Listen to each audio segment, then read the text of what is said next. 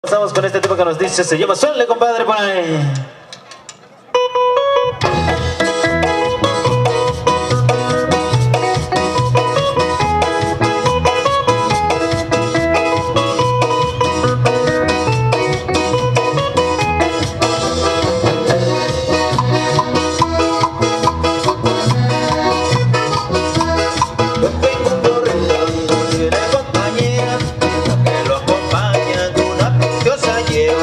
Yo tengo un borrico y no tiene compañera, la que lo acompaña una preciosa yegua.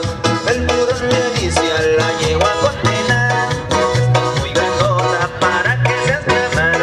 El burro le dice a la yegua condenada, porque estás muy grandota para que seas mi amar.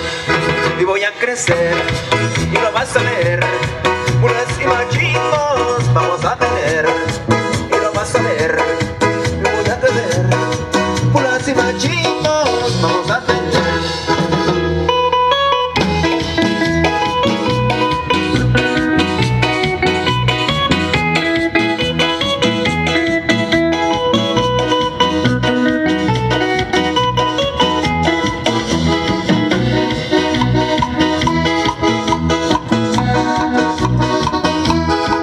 Tengo un barrido y no tiene compañera, que lo acompaña con una preciosa yegua. Yo tengo un borrito y no tiene compañera, que lo acompaña con una preciosa yegua. El burro le dice a la yegua condenada, estás muy grandota para que seas mi amada. El burro le dice a la yegua condenada, estás muy grandota para que seas mi amada. Y voy a crecer y lo vas a ver, puras y machitos vamos a tener, y lo vas a ver, y voy a tener, puras y machitos vamos a tener. Con cariño, para todos los artistas del Cantalero.